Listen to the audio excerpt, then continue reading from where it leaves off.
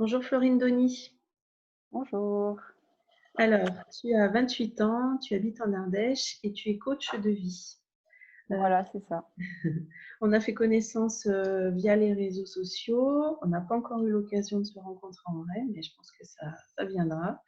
Hem, on a échangé, succinctement sur différents sujets et je t'ai trouvée très, pertinente dans tes analyses et dans le positionnement que tu prenais et du coup, ça m'a donné envie de revenir vers toi.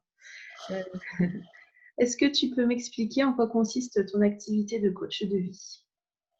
En fait, j'accompagne des gens qui vont être un peu, bloqués dans une situation ou dans une vie qui leur correspond plus forcément et ils sentent, qu'il y a d'autres choses qui existent, mais, le chemin, ils le connaissent pas forcément. Donc je me dis que je suis solutionneuse parce que j'arrive à avoir, des, solutions un peu pratiques pour sortir de là avec, différents outils, différentes visions et cetera. D'accord. Est-ce que tu peux nous expliquer, quels outils tu utilises pour aider les Ouais, gens? alors mon outil chouchou, c'est le Human Design.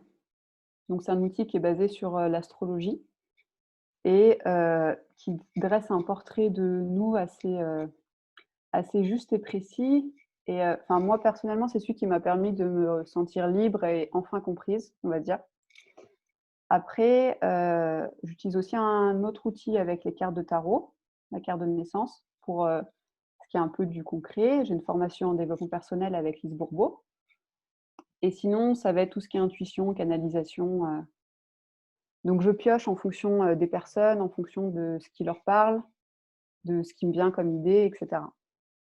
D'accord, donc tu t'adaptes, vraiment à la personne et il y a pas de voilà, tu appliques pas, des principes, très enfin, comment dire? Il y a beaucoup d'intuition, quoi, dans ton fonctionnement. Oui et je Ouais. pense qu'en fait chaque personne a enfin moi j'ai quand même un chemin où j'ai testé plein de choses, pour essayer de m'ouvrir. Je suis quand même très athée, cartésienne à la base, le bonheur ça me paraissait un truc très loin et pas très nécessaire au début.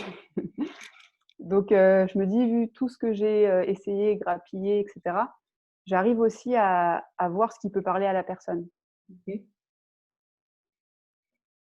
Hem, est-ce que tu peux, nous donner, des comment dire? Nous aider les gens enfin, comment tu aiderais les gens là en ce moment? Quels seraient tes conseils pour aider les gens à passer cette période un peu trouble? Je pense que ça va déjà de prendre conscience que tout ce qui se passe, tout ce qui va nous faire, réagir, réfléchir dans notre, environnement extérieur, bah, de se dire que c'est juste un reflet de notre monde intérieur. Donc là, on est beaucoup à être, en colère ou on change de point de vue et cetera parce qu'on se rend compte que l'extérieur, c'est plus aussi sécurisant qu'avant. On peut plus attendre de l'État de nous donner, je sais pas moi, un boulot, une retraite, une sécu. Enfin, on sent que c'est plus très, très solide et en fait, toute cette sécurité, vu qu'on l'a plus à l'extérieur, il faut juste aller la chercher en soi. Et je pense que la première phase, c'est d'en avoir conscience Mmh mh. et après de le tester, un peu au quotidien, si quelqu'un nous énerve, bah, au lieu de s'énerver et de dépenser son énergie contre lui, juste de se dire: «OK, je prends 2 secondes, qu'est-ce qui se passe en moi là?» et heu et en fait, on va se rendre compte de cette manière qu'on se sent mieux, plus libre, qu'on évolue, plus léger et cetera, quoi. Oui, c'est intéressant effectivement, c'est exactement, tu vois, ce que j'ai expérimenté. C'est-à-dire qu'au départ, et en parlant avec d'autres personnes, c'est on passe enfin on est c'est très, c'est très intéressant à observer. C'est qu'on passe tous par ce phénomène de on est trimballés dans toutes les émotions et Mmh. moi je viens d'en sortir et j'ai ressenti la même chose au premier confinement. C'est un peu le choc, toutes les émotions et ensuite, on arrive à s'extirper, alors chacun sa méthode, à s'extirper de tout ça, quoi, à prendre de la hauteur et on analyse les choses, lucidement, quoi. On est sorti du tourbillon et là, voilà, on se dit: «Bon, effectivement, en fait, on doit aujourd'hui, redevenir un petit peu, autonome, quoi, hein». Il y a quelque chose de on va pouvoir compter il va falloir qu'on compte sur nous et donc ça demande, voilà, une stabilité, une force intérieure et ça, il y a personne d'autre que soi-même qui puisse le faire, quoi. Ouais.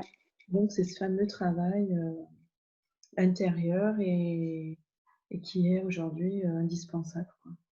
Ouais, je suis Et tu vois, d'accord. par rapport à ce que tu dis, je me dis que c'est aussi important que, en fait, nos émotions, elles s'expriment. Oui, Et sauf qu'on a souvent grandi dans une famille où bah non, on pleure pas, on se cache pour pleurer, les garçons ne pleurent pas, blablabla, blablabla.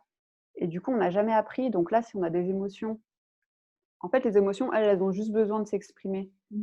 Et là, on a tellement mis de barricades pour pas les entendre que quand tout casse, ça peut être.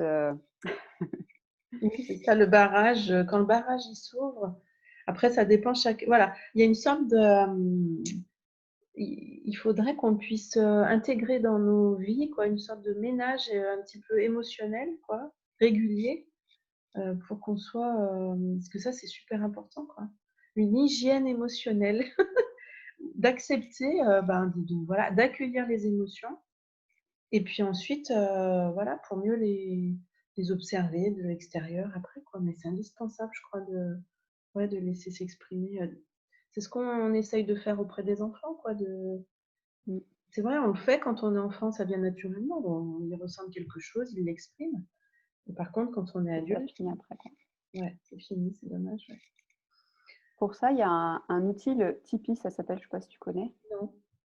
En fait, c'est quand tu vis une émotion, tu te focalises sur ce que tu ressens dans ton corps. Et par exemple, tu vas te sentir en colère et les sensations physiques, tu vois, par exemple, tu peux avoir une boule dans le ventre, puis après elle va monter, tu auras mal à la gorge. Et en fait, si tu suis juste ces sensations, elles vont s'estomper et après ta colère, elle a disparu. D'accord. Tipeee, tu comme un Tipeee? T-I-P-I? Oui, TIPI. D'accord. Alors je sais plus ce que ça veut dire exactement, mais Du coup, je t'ai pas demandé, tu travailles essentiellement avec les adultes ou, avec les enfants aussi? c'est plutôt les adultes, même si là, par exemple, le human design, maintenant j'offre je propose des séances famille. Donc en fait, on regarde un peu le comportement de chacun Mmh mh. et on comprend les interactions, les habitudes des uns et des autres. Donc je pense que je vais, aller peut-être plus vers les enfants, mais par la suite. Pour l'instant, c'est, Ouais, les adultes. d'accord. Donc, tu m'expliquais, avant l'enregistrement que tu utilises, différents outils, donc ça peut peut-être intéresser, les personnes qui voudraient peut-être travailler avec toi. Donc le Human Design, c'est ton outil chouchou, mais Ouais. il y a aussi, la carte de naissance, donc ça c'est, en astrologie ou c'est encore autre chose? Ça, c'est à partir du tarot et c'est Ah aussi oui, basé sur la date de naissance. d'accord, d'accord, et puis tu utilises, l'intuition et les canalisations. Alors bon, ça parle peut-être pas à tout le monde, moi ça me parle, mais donc là, comment te dire? Comment expliquer ça au plus grand nombre? Comment tu pourrais, Après, ça va être des idées qui me viennent, en fait. Il y a des gens qui peuvent me raconter une histoire et d'un coup, je vais me dire, enfin, par exemple: «Et comment ça va avec ta maman?» Et c'est juste comme, une intuition qui me dit: «Peut-être que ce problème-là, il est lié à ta mère».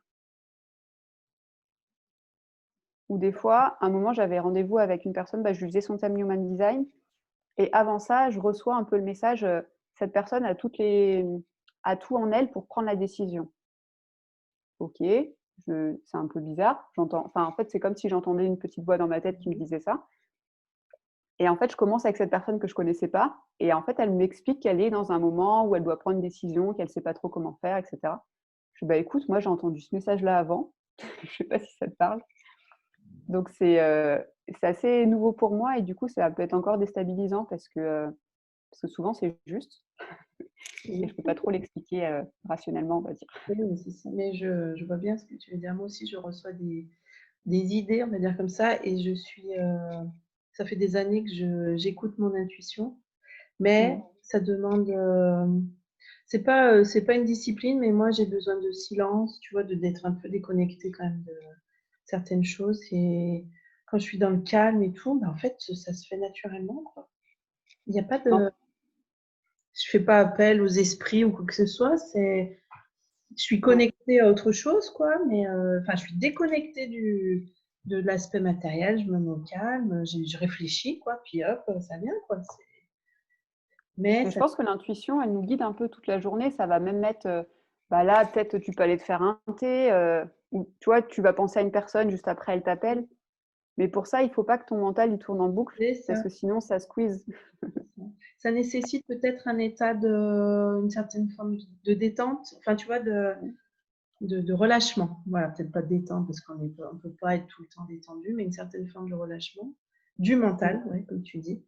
Et ensuite, voilà, enfin, je pense qu'on a tous les outils à l'intérieur pour savoir ce qu'on doit faire, où on doit aller. Ça, je pense qu'on est bien fichu quand même. Bah, Et- entre ça et puis les rencontres qu'on va faire un peu au oui, hasard, où on va ouvrir un réseau social, on va tomber sur un texte qui va nous parler pile poil. ouais, c'est vrai. Florine, est-ce que tu peux nous expliquer comment on peut te contacter si on a si on a envie de travailler avec toi? Alors, j'ai une page Facebook et une page Instagram où je poste assez souvent, où je suis contactable. On va mettre les liens sous la vidéo, a priori. Et j'ai aussi un site internet, florinedoni.com. D'accord. Tu travailles en visio? Comment tu... Principalement en visio, Ouais, depuis le séisme du Teil. principalement en visio. D'accord. Donc, comment dire, des séances individuelles ou tu fais aussi des séances en groupe? Alors, c'est des séances individuelles et j'ai aussi 2 programmes qui vont être soit plus intenses et sur mesure pour une personne, ou sinon un programme de groupe sur 9 mois. D'accord. Pour une séance individuelle, tu travailles, comment dire, c'est une séance, c'est 3 séances, c'est comment tu... En fait, souvent, je fais un appel avec les personnes pour vérifier ce qu'elles ont besoin, ce qu'elles recherchent, et si ça match un peu quand même, s'il y a un feeling. Et après, les séances individuelles, ça va être, on en fait une. En fait, j'en fais pas beaucoup parce que c'est pour déblayer, on va dire. Oui, Et après, si les personnes veulent aller plus loin, ça sera un coaching sur mesure. d'accord. Là, je m'investis beaucoup plus. Ok, Il sera sur 1, 2 ou 3 mois. d'accord. Très bien. Bah écoute, merci pour ton éclairage. Bah, merci à toi. Euh, bonne continuation sur ton chemin. Je ne me fais pas de soucis. Tu es bien équipée pour Merci. avancer. Je te souhaite une bonne fin de journée. Toi aussi, salut. Salut.